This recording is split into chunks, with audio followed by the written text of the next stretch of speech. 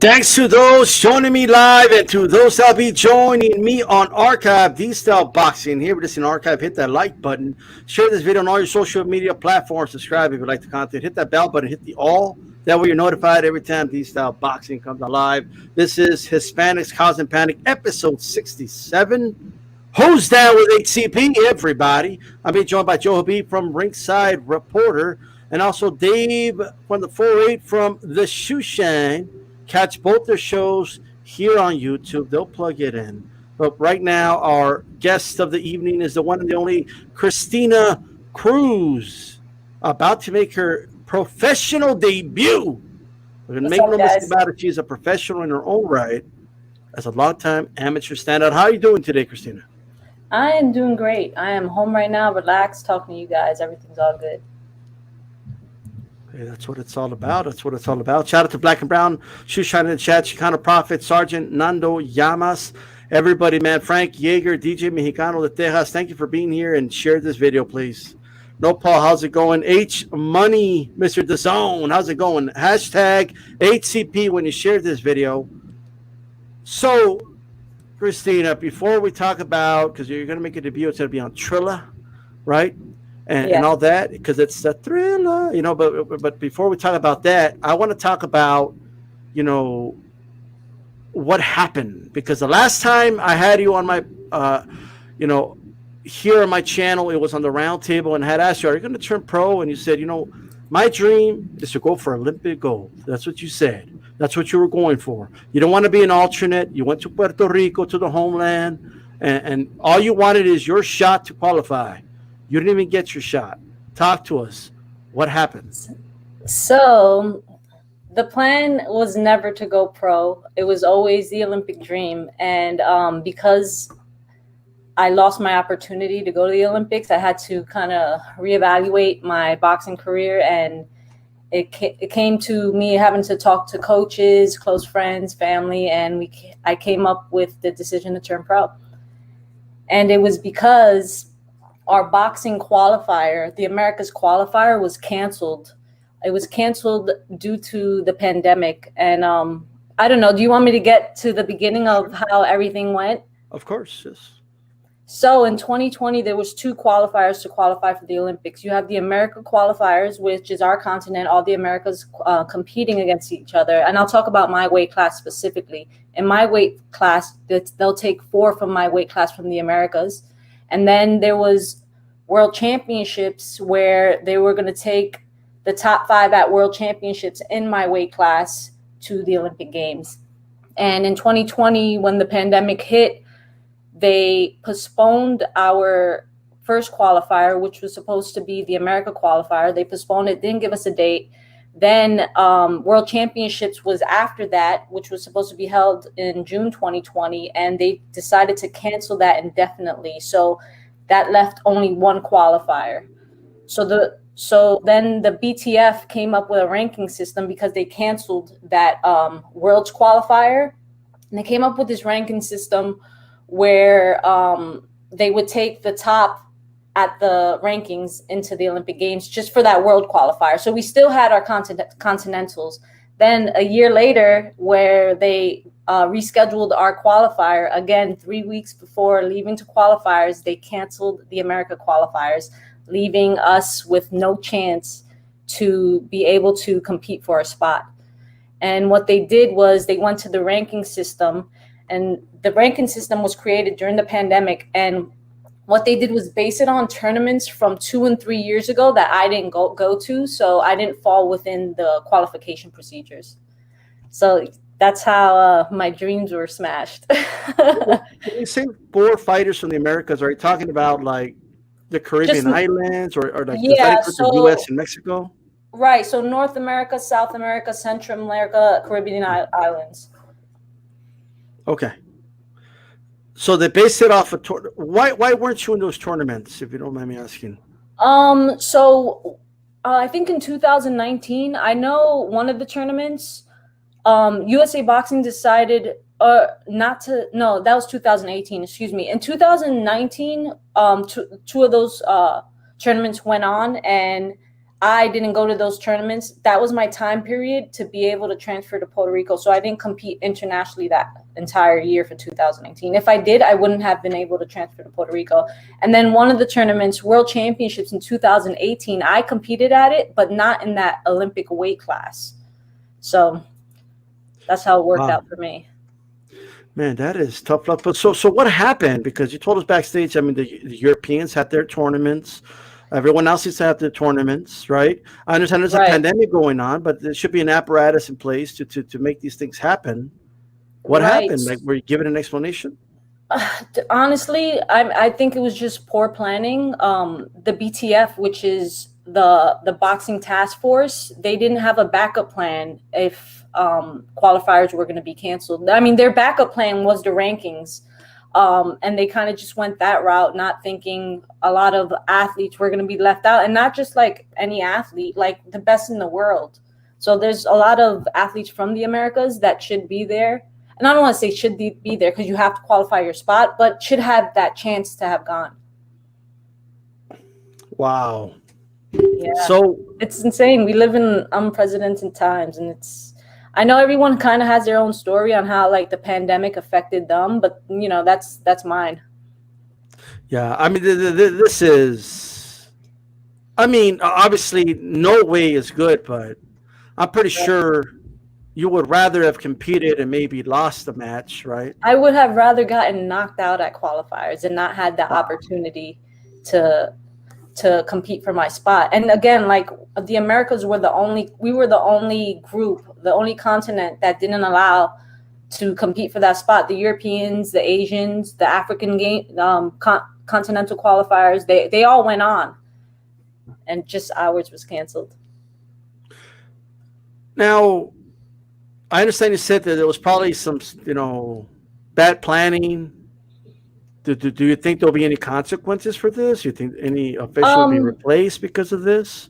I don't think so, because everything needs to be approved, right? So they got it approved, and they went down the right route of what they had to do to make it happen. I just think they could have done a better job with planning it out. For myself, I actually got on phone calls with them. I called the BTF, which is the Boxing Task Force, and they're a section of the IOC, the International Olympic Committee, that specifically focuses on boxing because they took over from AIBA because AIBA was suspended. I got onto phone calls with them with my lawyer and things like that, and it was too late to be able to do anything about it. But I gave my suggestions, and I didn't just fight for myself. I fought for all the athletes that were being left out. So technically, the pros can compete in the Olympics. So would you ever consider trying to compete again? Probably not. I think in 3 years from now, I will have a significant amount of fights already in the pros, and my mind will probably just be somewhere else. Once I move on from something, I'm over it, and I always kind of look forward. Are you bitter from this whole ordeal? No, not. Do you look at it as you had all these amateur fights, and this was supposed to be the culmination, but now it didn't happen. So can you put that in the rear view and just say, you know what, I'll make up for it in the pros? Is that the attitude that you're having moving forward? No. So I mean, initially when I first found out what was happening, I was like, oh man, this is like bullshit. This is so not fair. And I still believe it's unfair. But looking back at my amateur career and all that I've done, I've had the most amazing time of my life. Like competing as an amateur these past 16, 17 years, I've done things that, people could dream of. Like who gets to sit there and represent their country and travel the world and meet different people and see different cultures and see the world. And I just had such an amazing time, and I got to really sit down with myself and like ask myself those questions. Am I bitter about it? And I thought it could have been a better job could have been done, but it is what it is, and I'm grateful for everything that I have. Sorry, my lights just went on right there. Whenever the There we sun go. sets, That gives it them goes more on. feel. You know what I mean? It's like destiny. You know, like we're moving on to the next level. Look at this. Right. You know what I mean?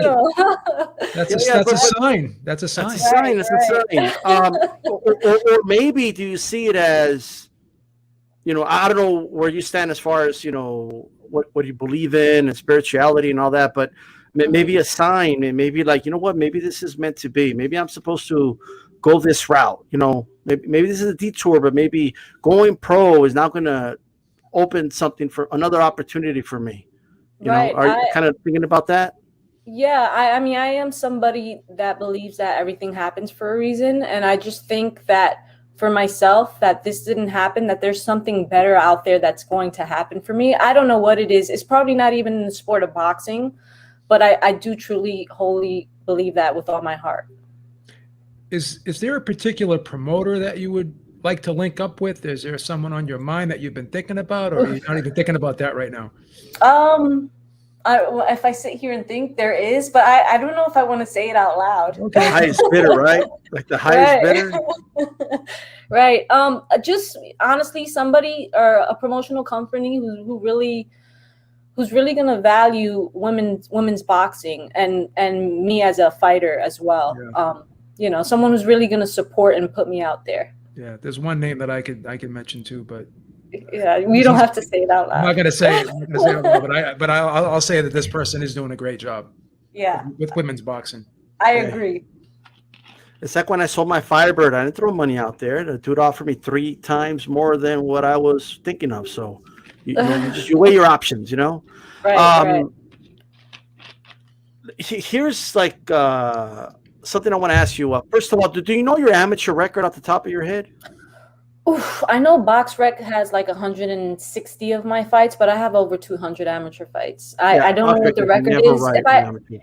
If I had to guess, maybe like I probably have about 40 losses and then 100 or maybe 200 wins. I don't know. Okay. Something like that. I have a lot of fights. I should go back one day, just grab all my amateur books and kind of count them. They have you at 93 and 39. Oh, okay. Yeah, no, there's a lot of fights that they're missing, especially in the beginning of my career. I stopped bringing up the BoxRec record for amateurs because they always tell me that's wrong, right? Like, yeah, I actually looked through them once, and a couple of my fights they had incorrect. They had me losing to somebody I don't even know. Wow. Well, we can't do that now. You know what I mean? Right. Well, it is what it is. Talk to us about being an amateur, right? Before we talk about your path towards the pros, I want to ask you about being an amateur. The word amateur, you know, kind of gives that perception that, it's doesn't really require that much, I guess, skill as a pros or something like that. Right. It's the word amateur sounds amateur. Right. Talk to us about the difference in the amateurs, you know, and how difficult it is to compete at the highest of levels, right? Right. So when I think of amateur boxing, I think of people competing at a local level. That's what I think of. Because once you make it past a certain point, especially when you make the national team, you start getting paid, you start getting endorsements, so you're making money. And you're making money, you're a professional, right? You're the best at what you can do in that sport. So that's how I look at it. And I try not to call it amateur boxing. I call it instead Olympic style boxing. Okay. Because I don't know. The amateur word, it is a little weird, right? When you compete, when you get up to that level, a lot of things change, and you kind of get taken away from your environment, and you're put in this environment of just, you know, athletes, and you're away from family, and all you're doing is training, and everything you do around training has to do with boxing. It's very difficult. I don't want to say difficult because it's normal for us, I guess you would say, but from someone from the outside, I guess telling them, it may sound hard. But a lot of these younger athletes, let's say Shakur, for instance, when he was on the national team, he's 16, 17 years old, and you're being taken away from your environment, and you're put in this professional environment where you're on schedule, and you have to, you know, make it everywhere on time, eat a certain way. You have to see your nutritionist. You have to do interviews. I think it could become a little challenging, but it's also great because it teaches them a lot for when they do go into the pro ranks. And then as far as competing in a competition, in an amateur competition, and I know this sounds crazy, I believe it's so much harder to get a world medal than it is to get a world championship belt in the pros. You're competing against the best in the world. You can't choose who you compete against. So every fighter you're fighting against the number one of that country. And especially in the other countries, a lot of these guys don't turn pro. So sometimes you're an 18-year-old kid fighting a 30-something-year-old person. And then you're fighting 6 times out of a week. And you're not just competing 6 times out of the week. You're weighing in 6 times. So every morning before you fight, you have to do another weigh-in. So that's just another struggle that a lot of people don't know about. When I explain it to people, they're like, oh my God, because it is insane. It's insane. You're fighting dehydrated, you're fighting hurt. By the time you reach like the 3rd fight, it's just like, oh, it's all mental from there. Man, oh man. So I'm guessing you're looking forward to just having a weigh-in for that one fight, and then you can chill, right? Right. Are you going to be eating donuts? You're going to be eating like some, potato chips? I'll probably have pizza after the fight, but I think I'm a pretty disciplined person when it comes to competing.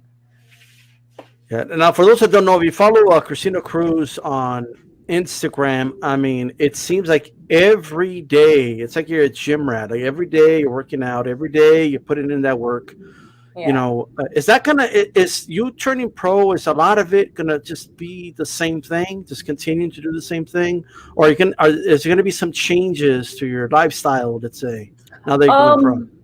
That's actually a really good question, and something I've been thinking about a lot. And I actually got onto a phone call with Michaela Mayer when she found out I was turning pro. She called me, and she was just explaining it to me how much easier it is than us in the amateurs, because in the amateurs, again, we were away from family all the time, and we were competing like every month. Like after a tournament, we got to go home for a week, and then you're back into training camp. And she was just explaining to me those things and how much freedom she has now as a pro boxer. So that's something I'm definitely looking into, and then being able to like utilize my pro status to open up some other doors for some goals that I have for myself. Okay. But as far as training, I think, I guess I am a gym rat. I love being in there, especially where we train. We have such a great environment. I have a great coach, great teammates, so supportive, and it's fun to wake up every morning and go there. We hear so much about like there's the amateur style, then there's the pro style. Do you see yourself changing up your style or tweaking your style at all for the pros, or do you feel as though that what you've done in the amateurs is going to be enough? I do see I might make some changes, because in the amateurs you only have 3 rounds, right? So you have very little time to score. So it's very high intensity mitt work, you would say, and training on the bag. And I think within the pros, I get to slow that down a little more and kind of pick my shots more, focus on sitting on my punches to be able to hurt someone and things like that. And I think they're just little minute changes. I think I'll still have the same style, but I think in the pros, you'll be able to really see my style come to light. Whereas in the amateurs, it was just like, I'm so worried about scoring. Like they hit me, okay, I got to hit them 5 times. You'd be more poised as a pro, more relaxed, and you can let the fight unfold a little bit instead of having to rush it. Because sometimes when you're saying to yourself, I gotta do a lot because I don't have much time to do it, you're not really sitting, like you said, you're not going to be able to sit down. You just try to run those combinations, and you're not worried about really sitting down on them. Yeah. Right. And right now, I don't want to say it's an issue, but something that's crossed my mind. So I was in the amateurs competing at 3-minute rounds. Now I'll be competing at 2-minute rounds, which I don't know if I'm comfortable with yet. I know that sounds crazy. Somebody else would be like, oh, that's kind of cool. You're in there shorter time. You'll have more energy. But no, I think I would like more time to be able to show off what I can do. And I think that one of the things about women's boxing is the reason why you don't see that many knockouts and things like that is because we don't have the same amount of time as the men do. So you see yourself you know, getting into the 6 rounders faster than normal because you've already kind of been acclimated to the time. So right. So for my pro debut, it's supposed to be a 6 rounder. Oh, great, good. That's good. Yeah. Awesome. There we go. Yeah. 6 rounders. So they're fast tracking you right off the bat then. Yeah. I think they have to, right? I think they have to. The hourglass won't stop. Right. You know what I mean? right. I'm excited though about it. You don't have to say any names, but Okay. have you sparred some pros and said to yourself, "Yeah, they ain't ready for me"? Of course. Yeah. Okay, is that like not often, or with the mindset of they're not ready for me. That's not how I like approach training or sparring or just any human being. I don't approach it that way. Everything is I'm very non-emotional. I'm not an emotional person going into the ring. So I don't look at it, but after the sparring, I'm like, I do think to myself, oh, they're pro, and I was able to do that pretty easy. So I just tell myself, I think I'll be fine in the pros. Yeah. Well, speaking of sparring too, because one thing that's irritating me lately is you hear all these fighters talk about how I did this to this guy in sparring, I did that to that guy in sparring, and to me, sparring's practice. I mean, it's not you're not there to beat each other up. You're there to practice. How frustrating is that when you hear stuff like that? And what is your take on that? All right, that's a good question. So my take on that is you can't compare it because in a sparring environment, you're comfortable. You're comfortable. You don't have a crowd there watching over you. You're sometimes sparring with the same people over and over again, so you kind of know that individual. It's a comfortable environment, well, at least for me. So I would never compare my sparring to a fight or anybody sparring to how they compete. Okay. Are there some, like you said, you had some losses, of course, right, in the amateurs? Yes. In some of those fights, do you feel like if it was a pro style that you would have beaten a lot of those girls? Definitely. I think with the amateur system of scoring, it has changed throughout the years. So when I first started boxing, like the first 10 years, it was a point system where you score a scoring blow and you get a 1 point just for hitting them. Whereas in a few years ago, I think it was right before the 2016 Olympics, they changed it to a 10 must system, like the pros kind of. And I think that left a lot of people confused, especially the referees. And I think in different countries, in different states, I think they're all being trained differently. I know that sounds insane, but that's what goes on in my head when I think about that, because sometimes I see decisions and I'm like, I'm not someone who like believes in conspiracies, like, oh, that person doesn't like me. I just think they like do a bad job sometimes. We have some questions from the chat here. Aryan's asking, which division are you going to campaign in the pros? What are you looking at? Division? Yes. Flyweight. So we're shooting for 112 pounds flyweight division. For my pro debut, we're shooting for that weight. If I have to give a few pounds, I will, just to get that fight. But we're looking at the flyweight division. Okay. All right. And of course, Nancy from the Boxing Republic, what are some of the sacrifices your family has made to help you get where you are today? My family? I mean, my family they've just been really supportive. As far as like them sacrificing, I don't think they really had to sacrifice anything besides allowing me to get in the ring. Right. But for myself, as far as sacrifices, I don't want to say that I sacrificed anything, because I think everything that I did, leaving my family, not going, hanging out late with friends or going partying and all that stuff, those are things I didn't want to do. So I don't consider them sacrifices. I just considered, everything that I did as an amateur fighter was everything that I wanted to do. So I don't feel like I sacrificed anything. All right. Well said. 408, got any questions, brother? Yeah, Christina, I'm wondering if you were influenced at all making your choice by male fighters, professional male fighters, because I had a interview I did with a little known Canadian fighter, Lucas Prince Body, a lightweight prospect, and one of his deepest memories in the international circuit, amateur circuit, was a conversation he had with Teofimo Lopez on a bus ride, and where they both said expressed their frustration with making their Olympic teams, their prospective countries' Olympic teams, and we see how that's panned out for Teofimo. Just completely disregarding making the Olympic team after it. You know, we see how it panned out for him. He's now the lightweight champion of the world. So I was wondering if you had conversations with any pro boxers that were males. About turning pro, I mean, not really. The decision to turn pro was almost like a secret. Like, I didn't tell anybody. The only people who knew were my coaches at the time, and we kind of just kept it amongst ourselves because we didn't know what was going to happen, right? So I've never really had that conversation, but besides with a female fighter, my friend Michaela, we did have that conversation, and it did make me feel better about it. I was already excited, but it just gave me a little bit more, you know what I mean? Mm-hmm. Yeah, and do you see yourself maybe following in Michaela's footsteps? I know she's getting some airtime now as a commentator as well, and that's going really well. Definitely. She's doing a great job. She speaks well on camera. She's really advocating for women's boxing, and I'm here to back her up and join her. Absolutely. Is that something you're interested in, like live commentating, or you just want to stick to the boxing? I'll definitely do that. I've done it once at a local show. It was actually at the Barclays Center at the Golden Gloves, which is a big deal in New York, by the way.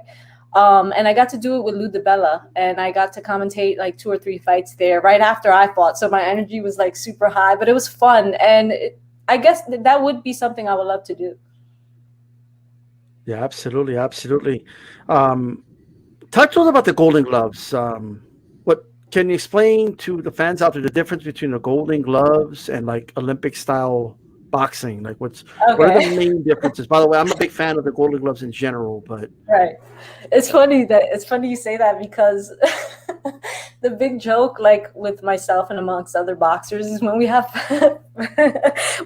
family members come up to us and they're like, "Oh, I was Golden Gloves," and we're like, "What? Like what does that mean?" But Golden Gloves, it's more on a local level. The New York Daily News Golden Gloves was probably one of the most historical tournaments in the history of amateur boxing. They actually discontinued it, which is very sad for me, and it's part of one of my goals in the future. We can talk about that after. But Golden Gloves is more on the local level. It's bragging rights. It's being able to show your city what you can do. And then the winner from that goes to National Golden Gloves, which is on a national level, but it's a different scene. Okay. All right. Hey, shout out to the Boxing Republic. I appreciate the support and that super sticker. Much appreciated to Nancy. Check them out tomorrow on Women Crushing the Wednesday on the In the Ring with Christine channel. So you're going to go to Trilla. You give everybody the date when you're going to be fighting, Christina? I'm fighting August 3rd at Madison Square Garden, the theater, the Hulu Theater at Madison Square Garden. Michael Hunter will be the main event. And I'm ready to put on a show. I'm excited. This is going to be the first time in, I don't even know how many years that I get to fight home in front of my family. So who's the poor girl that you're going to fight? Because I mean, all this happened to you. You didn't get to compete. Like you did all this training. They didn't let you compete. You couldn't compete. You're going to take out your frustration on somebody, right? Yeah. I'm dying to get in there. Right now we don't have an opponent, but we're looking for an opponent. They're working really, really hard. I'm sure they'll be able to do it. But yeah, as far as telling you how I'm going to fight, I really don't know. To me, it doesn't matter. It doesn't matter, man. I'm just going to tell you right. I know you say you're not like, obviously, like you said, you don't take emotion to the ring, but will there be some emotion in this fight? Pro debut. Do you think you're gonna just let out a lot of frustration here, beat somebody up? Like or are you gonna? Do you think you'll be able to contain those emotions? I think I'll be able to contain them, but I do have in mind of making a statement, letting everyone know I'm back. Okay. Especially back in New York. So one thing that you guys probably don't know, I actually made history at Madison Square Garden. So I broke Mark Breland's Golden Glove record there. So it's really a special thing to be competing at the theater there for me. Hey, there's something special about the Garden for sure. Right. Especially in the pro ranks. And, of course, there'll be a crowd there. When's the last time you fought in front of a crowd? The last time I fought in front of a crowd was probably Olympic trials, 2020 Olympic trial. Oh no, actually, it was a tournament in Bulgaria, which was this deciding factor of who's going to make Team USA. I made it to the finals against Virginia Fuchs, who's on the team right now. That was the last time. So that was January of 2020. I did go to a tournament after that, but there was no crowd. It was just like, it was weird. Okay. Now you did mention about sparring women that are pros. Did many of them request to spar you just 2 minutes? Like, is that like a request that you were used to? So I've had a few. It's rare, but I did have a few that requested that. You know, I wasn't thrilled about it because there was one girl that came and I specifically told them, look, if you want to spar with us, it has to be 3-minute rounds because I'm going into competition like in 3 weeks. And when they got here, they wanted 2-minute rounds. They said they agreed to it on phone, but when they got there, they wanted 2-minute rounds, and we're just like, all right, let's do it. And yeah, but they're the ones that it have worked out in my right? favor. You want to fight her? Do you want to fight her? Do you want to fight her in the ring? No. She's actually a very nice girl, and it wasn't her. It was her team. Okay. Do you want to fight her manager? Not sure, but there you go. Do you think, one thing you said when you were on the round table this back in January that your style will be very suited for the pros? You said, I think you guys will like my style in the pros. Can you kind of explain your style for those that haven't seen you fight? I'm a very in and out technical fighter, very smooth looking, I guess you would say, in the ring. I pick my shots well. I have great accuracy. I think my footwork is awesome. It's I guess one of my best things you would say is it's entertaining. I guess I want to say entertaining to somebody who knows boxing, knows boxing, loves boxing. Because sometimes the crowd just wants to kind of see you go in there and just do this, and I can do that, but why take punches? So you're like a female Ivan Calderon. A female Willie Pep. Okay. All right. Are you going to win a round without landing a punch? Yeah, I'll try that one day. If I know I'm up, I'll probably try that. But now, one question about the 2-minute round. I know we touched on that, but you did mention it's going to be like an adjustment. So, because I think it gives a lot of these girls like the ability to just throw a lot of punches, whether they land or not. They're going to have a lot of activity. And they don't really have to, they could gas out, but it's less likely to happen with just 2-minute rounds, right? Right. And I think that's something you're prepared for because they're going to be throwing punches at you to just try to win that round. You know what I mean? Right. Well, the good thing is that I'm coming from amateurs, so I know how that kind of pressure is. But I think that was one of the biggest mistakes in the amateurs where they were scoring and you'd get a lot of decisions that people wouldn't agree with. You'd get these fighters, they're just throwing, and I could be blocking every single one, and they could win the fight just because they were more active. I do think about that going into the pros, especially in the beginning, fighting shorter rounds. I that is in my mind. So if I have to go in there, and I'm going to do whatever I have to do to win, basically. That's just how I'm going to fight. So if I have to sit there and make sure I just throw more punches than the other person, I will. If I feel like I have the opportunity to box, I will. But I'm just going to go in for a W, whichever way I can get it. Can you name us 3 women right now, pros, that you look at as inspiration as you now go to the pro ranks? I have to say my friends, Clarissa Shields, Michaela Mayer. I look at them as inspiration. Katie Taylor, she's, I've always loved watching her fight, even, as an amateur. I think those are the girls I really, really look at and really say to myself, they're fucking doing it. Like, I love this, All right. Mm-hmm. Well, Christina, we definitely want to thank you for taking the time to come on the show. We definitely appreciate it. We've been waiting for HCP to be the first podcast that you interview. We definitely appreciate that as well. All right. No problem. We definitely hope you are down with HCP. And tell everybody where they can find you on social media. So you can find me. Watch your journey, to the Yeah, of course. You can find me on Instagram at Christina Cruz Box. You can find me at Twitter at Christina Boxing, and you can find me on Facebook at Christina Cruz Boxing. There you go. Those are all the platforms.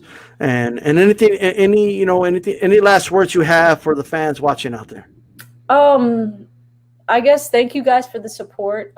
Throughout my amateur career, I've had so many great supporters. I never felt hate towards me. I never allowed that in my circle, but just like the fans that I have are the greatest. And I would like to thank you guys for giving me this platform to be able to tell my story.